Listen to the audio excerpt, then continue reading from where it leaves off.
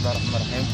أنا بشكر كابتن أشرف قدير على المجهود اللي بيعمله معايا والتعب اللي تعبه معايا من بداية الصيف، ويعني بقول له ده جميلة مش هنساها لك، لأن فعلا هو بيتعب معايا، لأن عايز يوصلني المكان اللي أنا المفروض أوصل لها، واللي هو كمان مكانه مش هنا، مكانه منتخب مصر، فريق كبير بحجم أي نادي ممتاز، مش مكانه هنا. يعني هو بيطلع خارج حراس مرمى، خرج احمد الشناوي، ابراهيم الجرايحي، احمد حسين، مر ناس كتير، فمكانه مش هنا يا جماعه، والله مكانه هنا.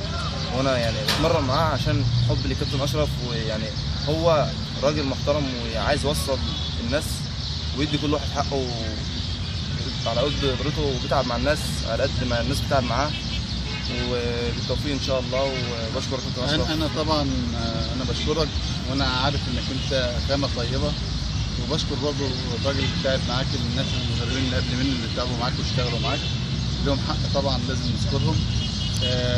انا شايف انك انت خامه طيبه جدا لو اهتموا بها في النادي المصري.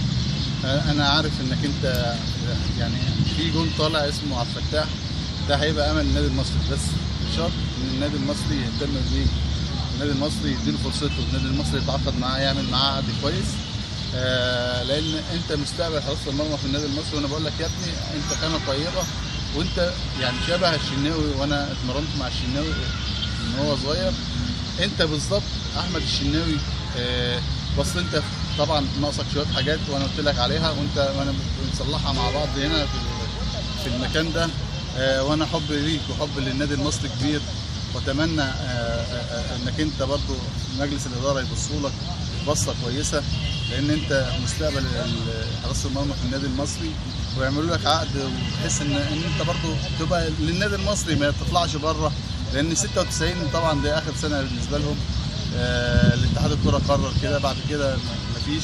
فانا شايف ان هم لو اخدوك وعملوا لك عقد كويس في النادي المصري، وفي نفس الوقت لعبوك الماتشات الحديه وعطوا لك الجرأه وتاخد الجرأه انك انت تلعب، زائد انك انت لازم تخش جيم، لان لازم تقوي دراعاتك ورجليك كمان شويه، هتفرق معاك جامد قوي الجيم.